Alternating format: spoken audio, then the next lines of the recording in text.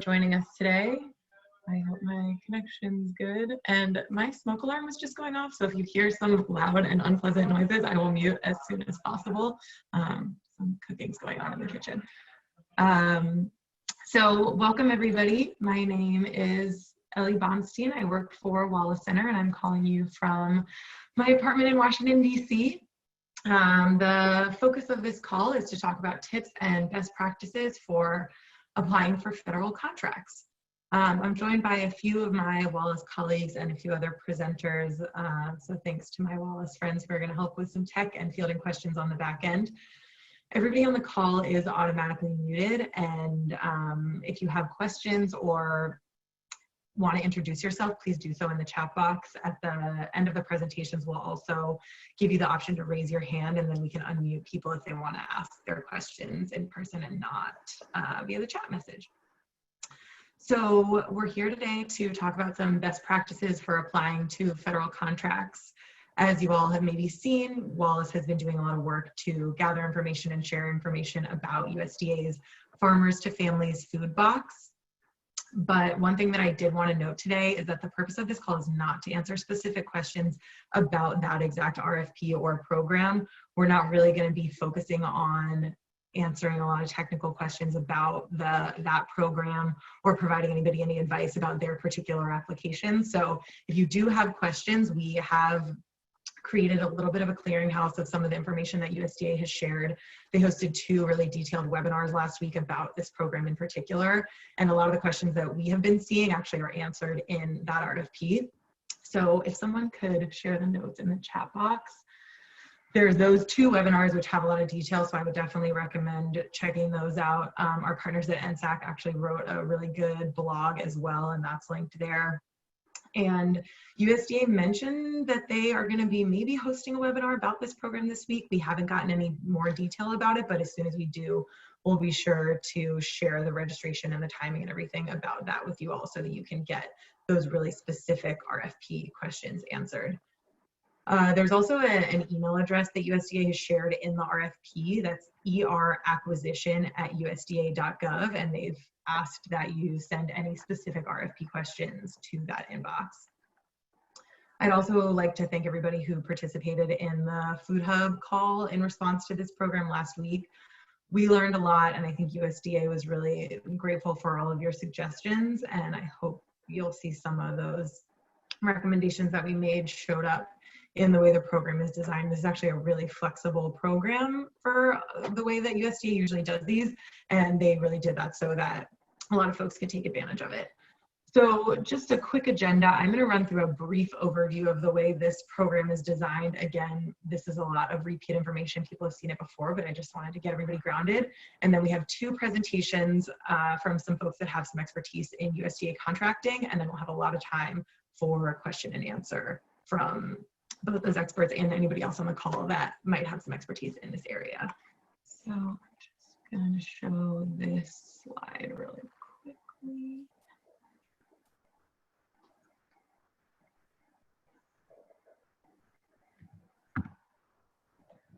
Can you all see this?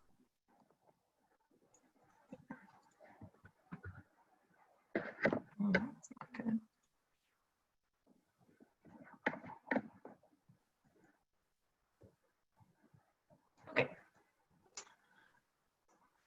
Can you see this slide? Yeah, okay. Yeah, looks good. So very brief overview of this USDA Farmers to Families food box program that I think a lot of you are here to learn about how to apply for federal contracts to take advantage of.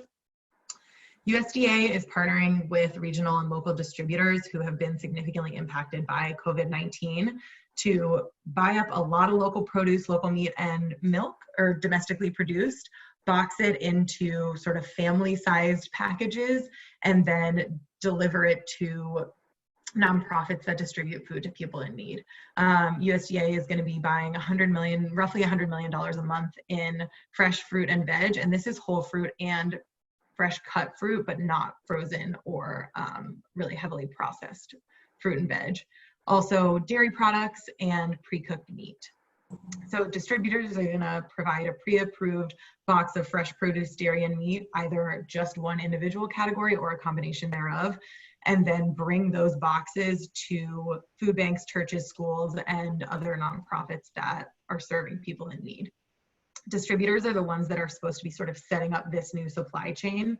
So a really important component of this RFP is that you can demonstrate that you can find the food, get the food, package the food, and then give it to folks that can distribute it to folks who need it. They have really emphasized this sort of off the truck and into the truck concept. And that's really where our sector has a lot of expertise in those sort of CSA boxes. That's the kind of thing that they're looking for. And just a reminder that applications are due May 1st. They're hoping to make these awards on May 8th and start delivery on May 15th. And the other thing is, and the important crux and why we're all here is, if you win this bid, you're entering into a contract with USDA, with the federal government, and therefore are required to sort of demonstrate that you nailed all of the things that they're looking for. So with that in mind, I'm actually going to hand the mic over to Prem. And Prem, I didn't ask you how to pronounce your last name, and I don't want to do it incorrectly. So instead of that, I will let you introduce yourself. And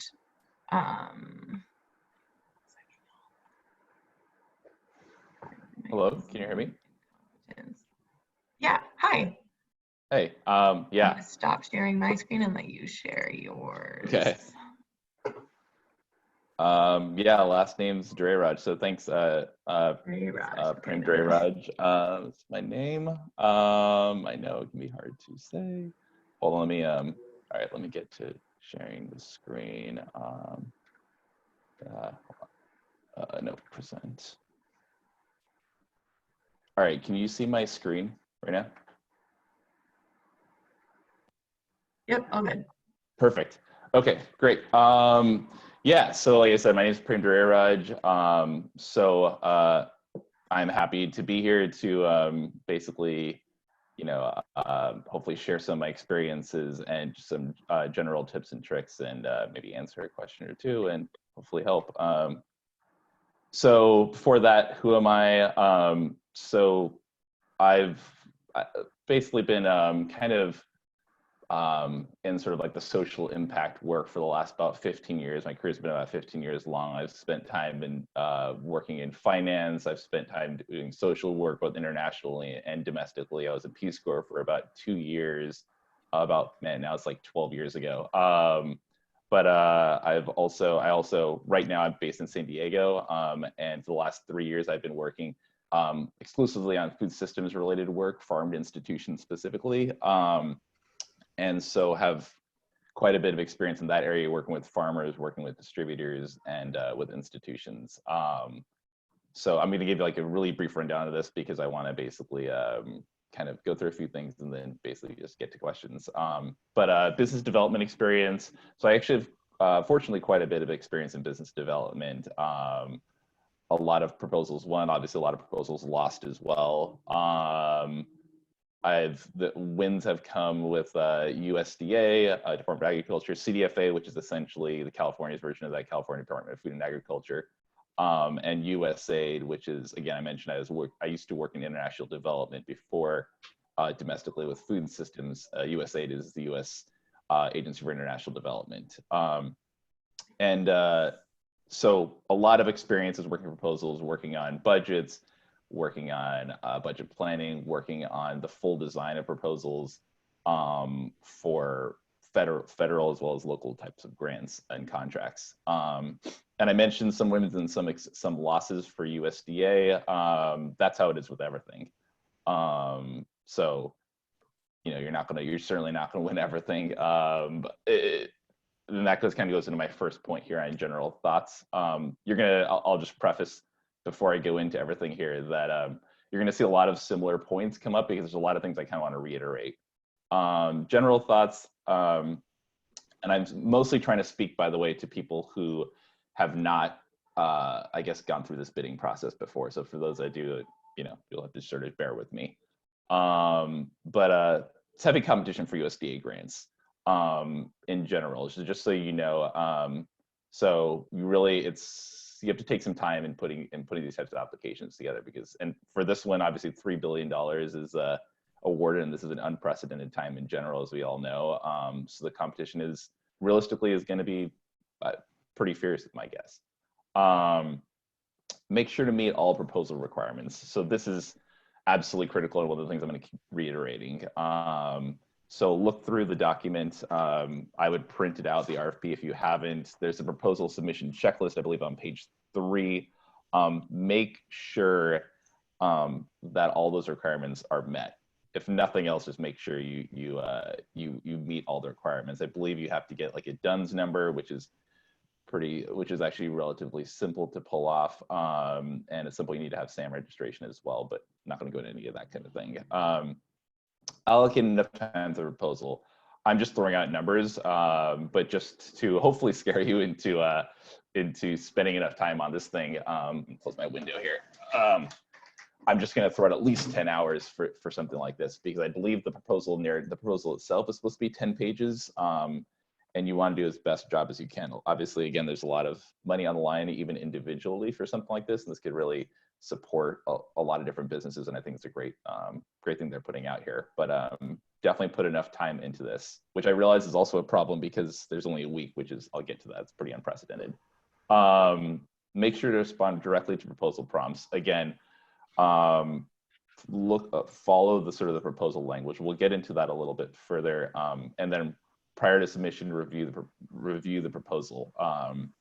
Seems maybe like a no-brainer, but it's but you know, after spending so much time putting together a proposal, sometimes people just want to get it out. I would take a minute at least to sort of look through this thing.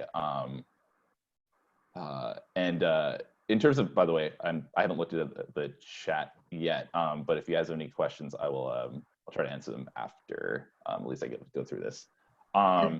And just so you know, we'll help out with fielding those questions too. And okay, good. Because sometimes they go by really fast, so we're going to be keeping track of them and making sure that the important ones get asked. Perfect.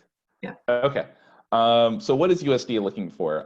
So I looked through the RFP itself. To go to the exact page is actually in my own document. Okay. There it is on page 14. It really starts. The proposal part 1 is on technical information. I would say there's really 3 things. There's competence, cost effectiveness, and capacity. So I think, and again, this is a general sort of discussion, so I'm not going to go into the details on this. But for part 1, which is technical information and past performance, I think they're looking for competency. Can you get this work done? And they don't know. You have to assume they don't know you, so you have to prove it, basically. What's your approach? What have you done in the past? This is how they make sure you can get this work done and done well. Part 4 is on price. So they want to make sure you're cost effective. We'll go into this a little bit further later on, but that's important as well. And then part 2 is, and then capacity, I think, is the other thing. And that's, you know, proposal part 2 is the offer capability. I believe there's like a questionnaire there that you have to sort of go through. So I think those are the types of things they're looking for in general. This is like, and I put key questions to applicant here because this is just like my sort of reading between the lines. Just so you know, again, for people who have not applied for sort of a federal contract before, sorry. Okay, anyway, this is the fact that this is coming out like yesterday or the day before that or something like that, and it's due on Friday, is to me is like totally unprecedented. It's clearly the emergency situation. It's pretty obvious why they're doing it like that, but this is sort of really kind of interesting and super fast. Normally these things, they give you about a month, maybe a month and a half to put together, and then they also will take, say, like somewhere between like 5 months to a year, or maybe more than that, to even get back to you with who won the thing. This is like 1 week to start. And I was like, it's pretty crazy. And when I think about that, the things I think they're thinking of, because of just this sheer expediency they're gonna have to go through with this thing, is they want to make sure, again, like they want to make sure you can get the work done. And in my opinion, they want to make sure that you can get this work done, and you are the least risky person to do it, which is why I'm like, on their part, I'm guessing they're thinking they don't want, they're asking their own, when they're looking at these things, they're probably asking, do we need to monitor this applicant closely? They want to make sure you are not a risk, and they want to make sure you are not handle this. So that's just like kind of what I'm thinking. I think those are the types of things you're literally gonna have to answer in this application. You need to prove that to them. So not really going to go too much into this. This is just sort of a header because of the proposal writing sections. They're in the RFP itself. I listen by the order of importance. That's actually in here as well in the evaluation criteria. Technical information, price, past performance, and offer capability. But so the highest area of importance is part 1, which is technical information, followed by, I believe, part 4, which is price. So tips. So these are, again, just like some of my general thoughts on this. This is hopefully pretty obvious, but make sure to print out the RFP. And there's a couple of reasons for that. One is make sure to answer the proposal sections, section prompts directly. And I really do mean that. So when you go through, say, part 1 of the, I'm looking at it on my paper right now, part 1, technical information, it says, you know, the first section supporting American agriculture, the offer will describe their role in support of American agriculture. Like literally make it as clear as possible, the answer to that point, you know. So, you know, our role in supporting American agriculture is blah, blah, blah, or something to that effect. So it's very clear and very easy for them. This actually gets to the second point. So it's very, or the third point, sorry, bullet there. It's very, very easy for them to just basically look through this, look at your application and see that you're identifying and answering everything they've asked for. Again, they're probably going to be getting tons of applications that they're going to have to somehow go through within a week. And so they're looking for as easy of a read as possible when they're going through these things. To that end, again, on the third point, use the RFP headers in the proposal when possible. So again, kind of the technical information is perfect on that, right? Like if I were writing something like this, I'd probably, you know, within that part, I'd literally call the first section supporting American agriculture, second distribution plan, and third compliance and delivery confirmation plan, which is their 3 different sections there. I would label those as like subheaders, and then I would just answer I would just go through this thing and make sure to answer everything correctly within that.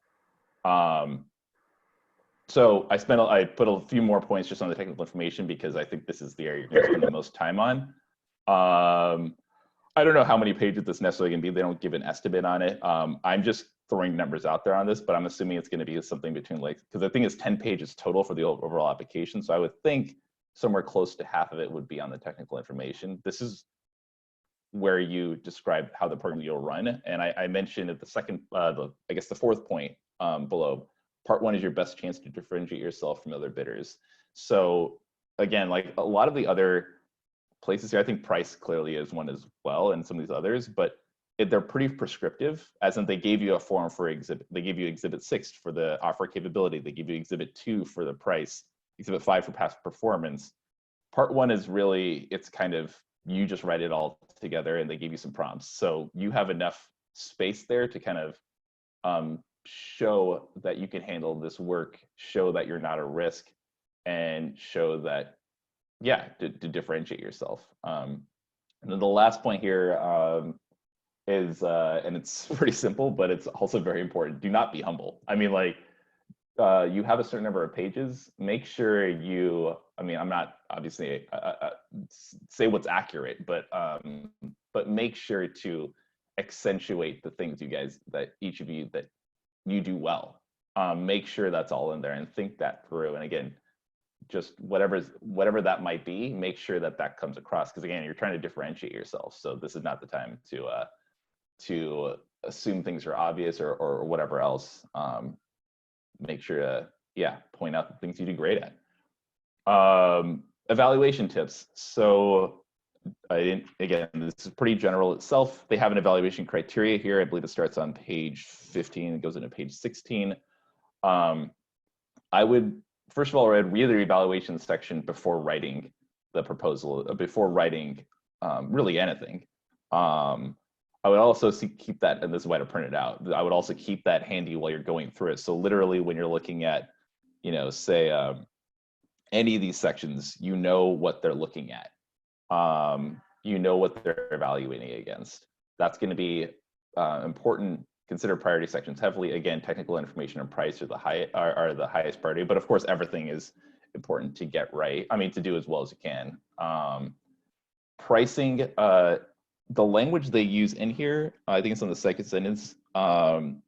So prices will be ranked separately for each client. Prices will be compared to one another and historical prices to determine fair and reasonableness of pricing. So the point here is that you don't need to lowball this, in my opinion, but you need to be fair and reasonable. You need to show something that's realistic, but also not not too high, not too low. You want to use your experience and price accordingly. I think that is critical for this. They again need to see that what you're doing. And then just a few kind of last points. A lot of this is reiterating. One point and again, this is just like my thoughts on this. First of all, Ellie sent you over or mentioned it's all over the solicitation itself. There's an email address for asking USDA questions. But honestly, they have a week. I don't know how they're going to do it, to be completely honest. They have like 5 days. Well, they have like a week to basically look at the awards. They have 5 days from now till this thing is due. So I imagine they're going to get a lot of questions. So it's possible they might not get to all of them, is my guess. I might be wrong about that. So, if you need to make assumptions on various things, I would just state the assumption and then go forward. Don't let it sort of like drag you down on writing this thing. The second point is critical, and I'm going to give an example on this. So USDA will deny your application on small errors. Make sure to double check your compliance with RFP requirements. So my example on this, just to, again, hopefully scare you into making sure that you look through this thing, like what they're looking for in the checklist, and you look through this, you scan this document to make sure you get everything right, is that, so my example is that I think in 2017, I applied for, again, like I said, I was working at Food Systems, still am, but I applied for a California Department of Food and Agriculture grant, which is a state grant, but it's run actually through money from USDA, so it's very, very well connected. And had the application together, thought I did a good job, to be honest. I ended up literally missing on my Excel spreadsheet for the budget. I ended up not counting I think it's like $5,000 or like $3,000. Just accidentally, I missed it. And if I had added it in, I would have gone over the budget by like $1,000 or something like that. Totally accidental. They disqualified me, and there was no way to get it back. I mean, this is like sort of makes me feel okay later because I won it the next year, but that year it was like painful because this was like a lot of money for a food systems grant. That was one small thing, and there was no way to get it back. So it's like my way of like basically telling you to double check everything, make sure you meet the requirements, make sure you're within the 10 pages, make sure you use the 12-point font.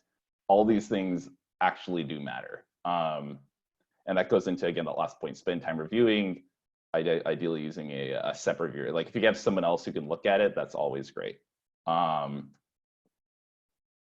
I'll stop talking. I think that's pretty much my general thoughts there. If there's any questions. Sorry, I was trying to find my mute button. Thank you, Prem. I really appreciate your insight and your good advice. I think editing is not to be overlooked. Up next, we have Melanie Berman, who works, I'm gonna probably not remember where you work correctly. She works for the Procurement Technical Assistance Program at University of Arkansas Extension, I believe. Melanie, I think you should be unmuted.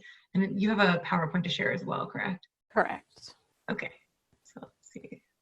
I think he has to stop sharing first. There we go. Okay. I just kicked you off. All right, Melanie, you are up and should be able to share your screen. Okay.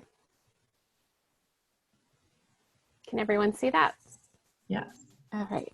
So my name's Melanie Berman. I have my video off, one, because I'm sitting in my bed. I have no home office, so it's pretty awkward. And two, my video, I think it pulls on my connection a bit, so apologies there. You can look at my pretty smile on my work ID picture. We're all doing the best with what we got here. So my name's Melanie Berman. As she stated, I work with the Arkansas Procurement Technical Assistance Center, and my past experience, I did not include a slide on my background, but I guess I should tell you a little bit about myself. I also am a Peace Corps volunteer in a former life, about weirdly 12 years ago, same time frame.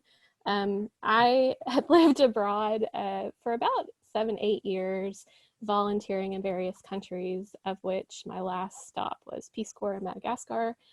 Since then, I have worked at international profits. I have managed a few federal grants, and where I'm at right now, I'm currently the program director of the Arkansas Procurement Technical Assistance Center, and it is a cooperative agreement with Department of Defense.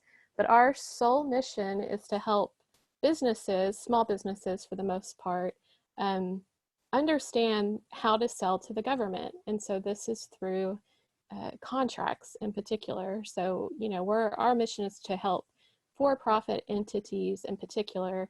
But, you know, while I'm based here in Arkansas, we do have, I think there's about 92 PTACs across the US. So depending on what state you're in, or even what region of your state, in states like California or New York, for example, there could be several regional PTACs in your area.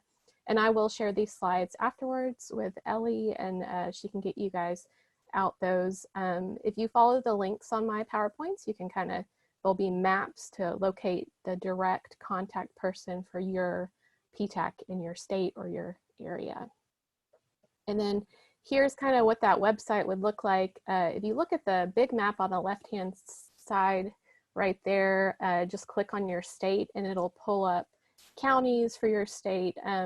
Due to our terms and conditions of our grant that we receive from the federal government, we are only allowed to help those companies who are headquartered, I guess, or their primary location is in our area service.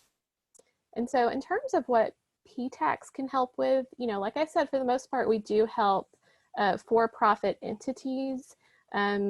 When I got the call to assist with this, I mean, we have some PTACs that are already helping with USDA contracts at the moment. So we do have some clients that have already,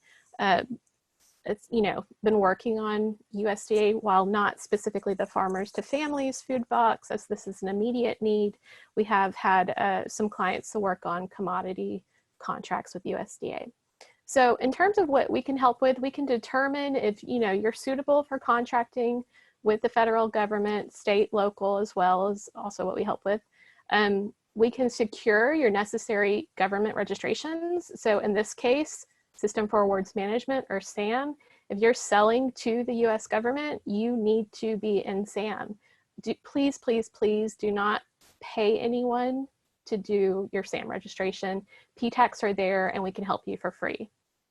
We can also show you how to market to the government, in particular what these contracting officers are looking for. With the given time frame here, you know, for this particular solicitation, we might not focus on that. We might just, you know, focus on the solicitation itself, but that is something we can help you with in the future, as well as going after various small disadvantaged business certifications or woman-owned, veteran-owned type of business certifications that will put you in, it'll in a sense give you a leg up if you qualify for those certifications, as it is set aside funds. We can kind of look to see procurement history. So there's a lot of federal data out there, and we can help you navigate those sites so you can look at your competition, or even just get a sense of what the USDA is buying, for example, and their past spending history for that agency. Most of the events that we have, unfortunately, we're not doing any in-person events at the moment due to COVID-19, but on a regular basis, PTACs do have a lot of matchmaking events, and these are a great place to network with other businesses as well as your government buying officials. So we can help with that as well. We can help you identify other government bid opportunities. That could be state, local, or on the federal level. And then this is the key part. This is kind of why, you know, we're here today, is to help with your proposal preparation. We're not going to do the work for you, but we will go through all the federal acquisition regulations with you that's in that particular solicitation to help you understand what you're actually agreeing to do for the federal government. Once you complete this solicitation, our counselors are here to walk through the solicitation with you, make sure that you're abiding by all those set specifications that we were talking about earlier. After you've won the solicitation, if you're having questions about the reporting requirements or financial reporting, packaging as it relates to the specifications in the contract, we can definitely help you with that as well.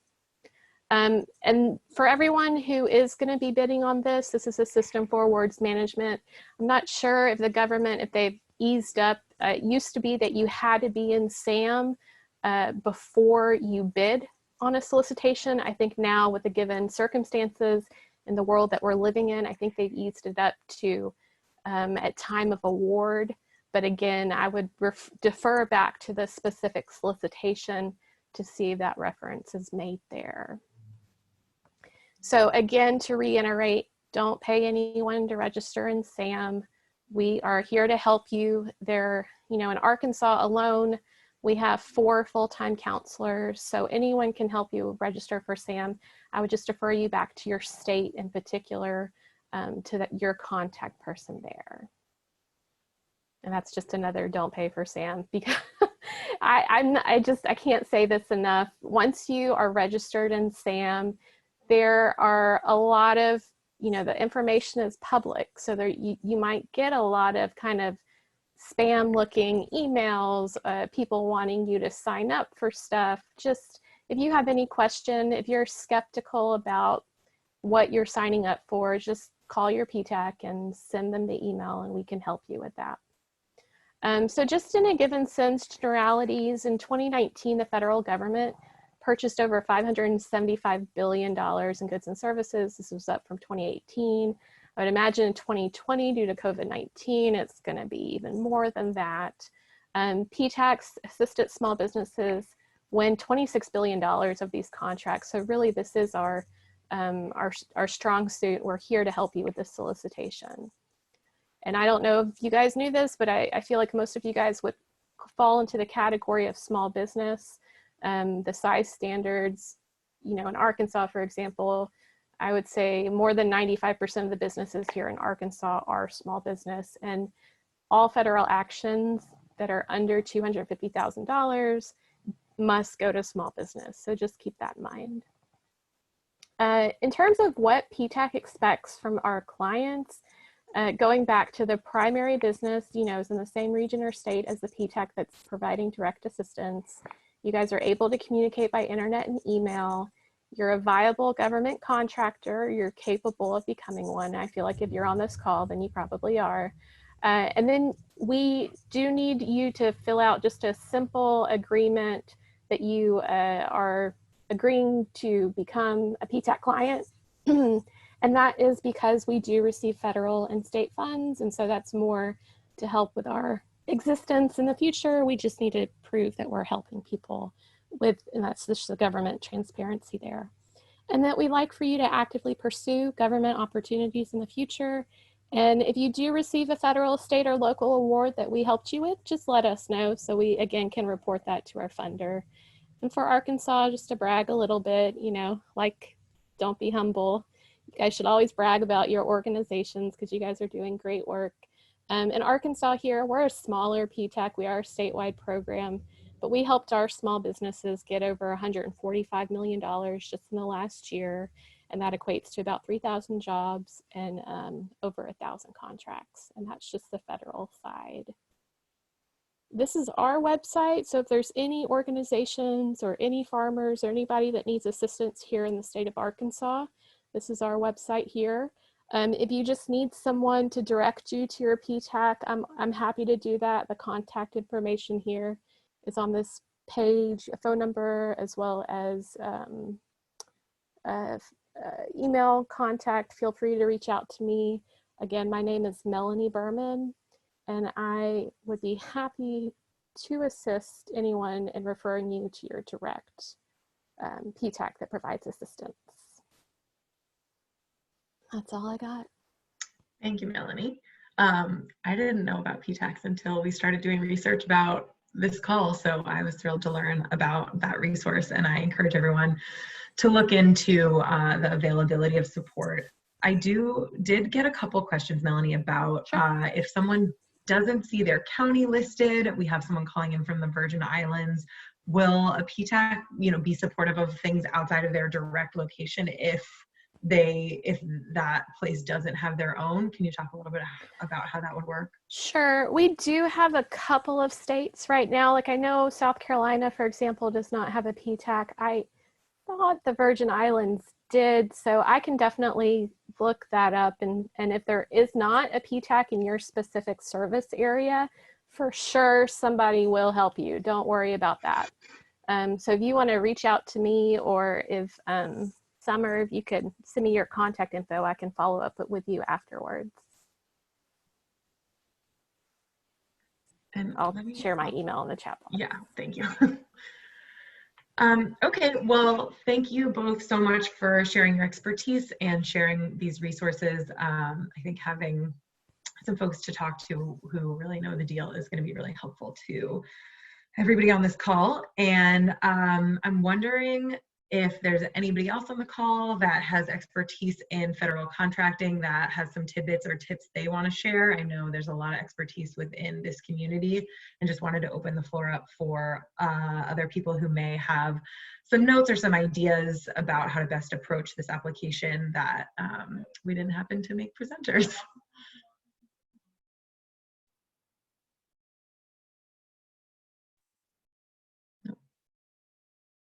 Okay. Well, we are gonna open it up for questions.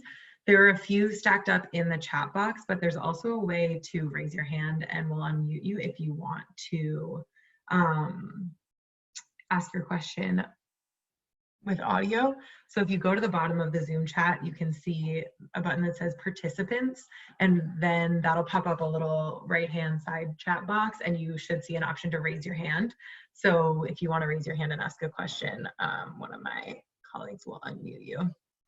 Another exciting thing that happened in the middle of this call is that USDA actually released an RFP FAQ website, which I'm putting in the chat box. So some of these really commonly asked questions about this RFP in particular might be in there. And the other thing to note is that there is going to be a webinar tomorrow about the Farmers to Families box program at 12 p.m. Eastern, and there's some details about how to get on that call. And again, questions specifically about this RFP are best asked to USDA. If you have questions about the general application process, best practices, ways to format your application, those are what we're looking for right now. So you'll see in the chat, there have been some questions about the size of the bids and some responses that folks heard, guidance on the size of the contracts. And a lot of what we've been hearing and seeing from USDA is that what they're really interested in is coverage. They want to hit as many people in the United States as possible. They didn't really make any notions about the size, small or large. In the RFP itself, if you read it, it says that the largest limit is $3 billion. So don't go for 4 billion, you won't get it. But up to that point, they didn't make any specifications about how big they wanted this RFP to be. They're really looking for covering a large area, or as large as an area as possible. Let's see some other questions. There was a question about the quick turnaround, and John Fisk from Wallace Center responded, I think, with the best guess we can make, which is the fact that this is an extraordinary circumstance, and so USDA is putting all hands on deck to turn this program around as quickly as possible to support both small businesses and distributors, and also get food to people who need it. I'm wondering if our experts have any idea about the way that USDA normally approaches pricing. They haven't given a lot of clarity within this program, but do you all have any input on if USDA will be looking for fair market prices compared to commodity prices, or how they normally approach these things?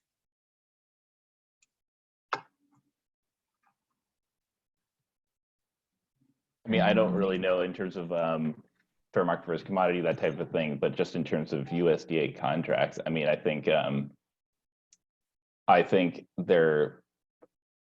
don't think there's like, I mean, it's the reason that I think the technical information is ahead of sort of price on the order of priorities. I think that, and from my experience with USDA, it's, I don't think I've sort of ever lost unnecessarily on price. I think that fair and reasonable is accurate. I think that's actually language that's used in a lot of federal contracts, is like fair and reasonable.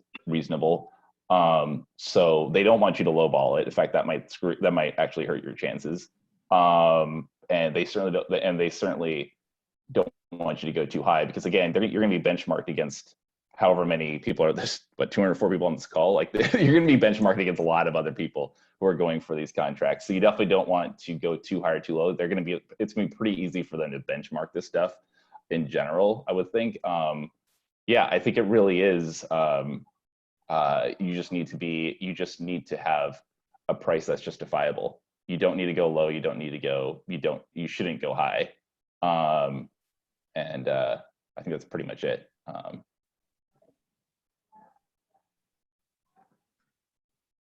This is a good point in the chat box from Deb Trop about the fact that they haven't mentioned a competitive bidding process, which suggests they may be more flexible than they frequently are.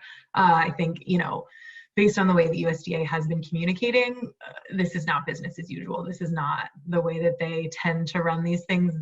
Again, we've never been part of a pandemic before, since I've been alive at least.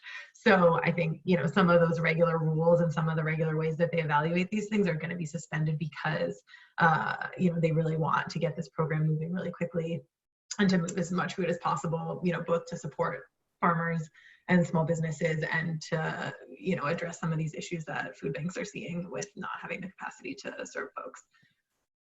Can I just add? Oh yeah, go ahead. Can I add one thing to that really quickly, if that's okay? So again, for those who have not been a part of this process before, this type of process before, generally there's like what they call a BAFA, best and final offer type of round. So like they'll have they'll have extra questions that come up, and maybe even another round where more questions come up after that. It's definitely very likely to at least have questions come up. But going off of Ellie's point, the fact that they're going to be making awards in a week, I could see them potentially not really having many questions. Like you really have to sort of get everything into the narrative that is now, and assume this really is sort of at that point. So just going off of that. Thank you. There is a question about in part 3, it requires written past performance references on similar contracts and orders. Again, this is a new type of program for a lot of folks. If you don't have past references, if you haven't done something like this before, can anybody provide any insight on whether or not it's still worth giving it a shot? I would encourage that person to kind of think outside the box. Like perhaps you don't have direct past performance as it relates to this specific type of work, but have you ever received a subcontract, or have you ever received a state or local contract that might be similar? I think that would count for sure. Awesome. That's great advice. Thanks, Melanie. There are some questions in the chat box about time periods of the proposal. Again, we're going to ask that you refer to USDA for some guidance on that, both within the RFP and in that FAQ document that they just released. And I think in one of the webinars, they give a little bit more clarity on applying for the different time periods that are within the RFP. It runs through the end of the year, I think.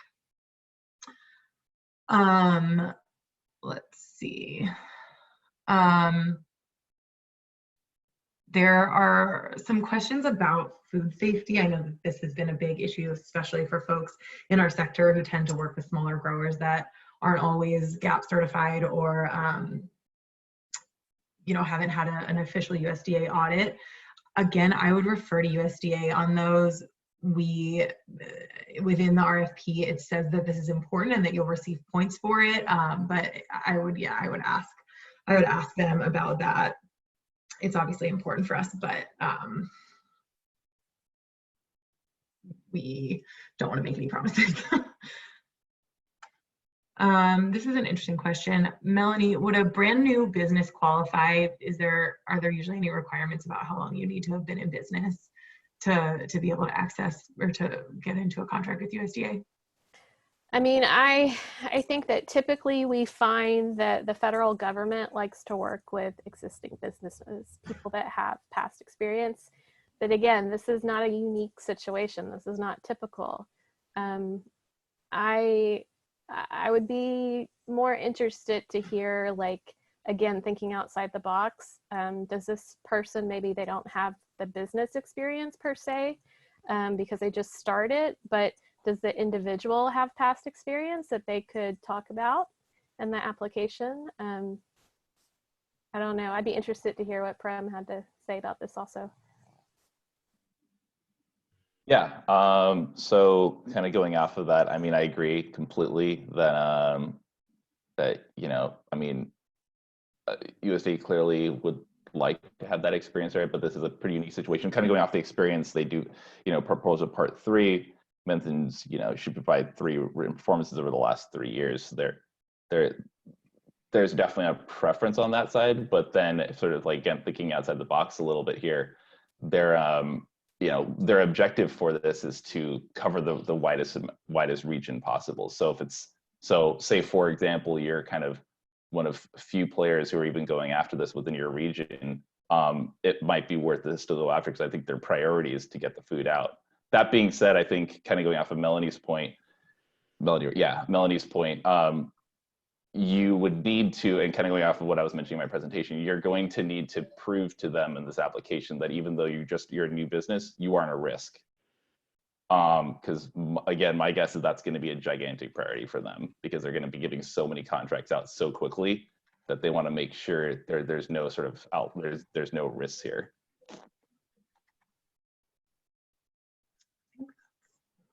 Great point. For either Prem or Melanie, the RFP requires appropriate evidence for delivery of products. What would be considered appropriate evidence?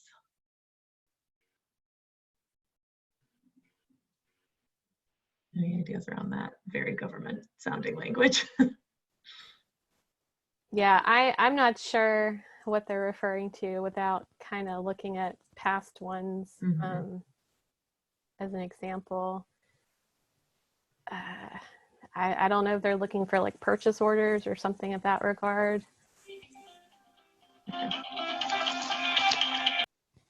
Here's another question about formatting of these proposals. The proposal has to be submitted in 4 parts. Do you recommend including a common header and footer or a tracking number on each page? Are there any requirements about how to package up the actual submission?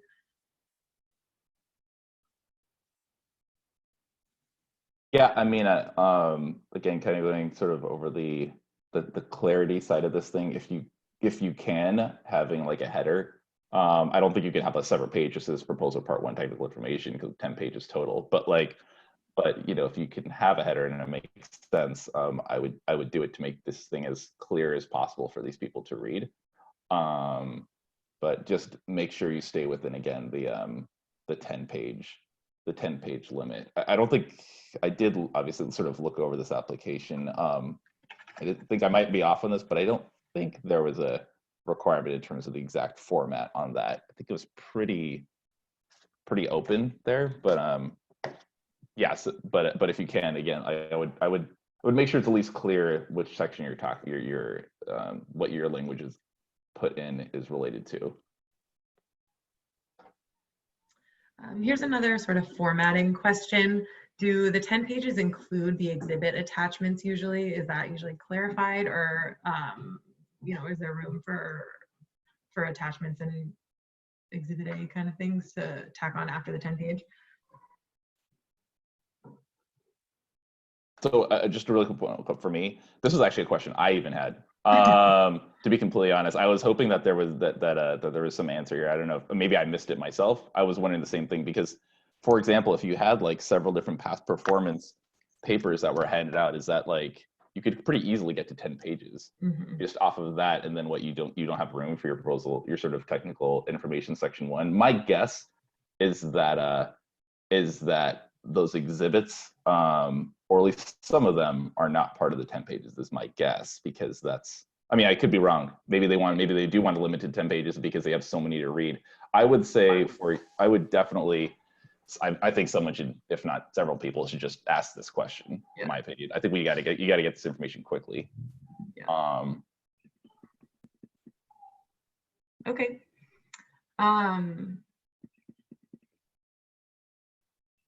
So a few resources that I just wanted to direct you all towards, because we have been getting some questions that are related. Wallace Center created a spreadsheet that was just meant to help folks find other people in their region that may be looking to partner, or maybe you're a farmer and you need to find a distributor, or maybe you're a food bank and you want to partner with a farmer.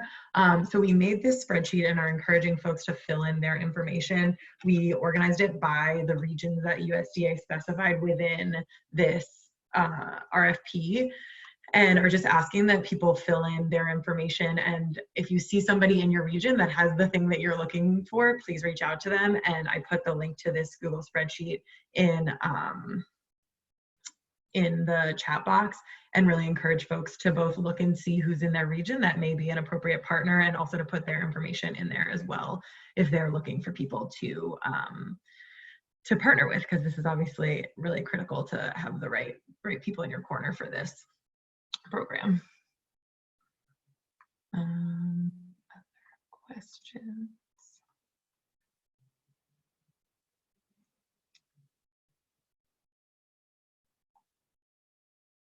I'm reading through these questions as I'm talking to you guys.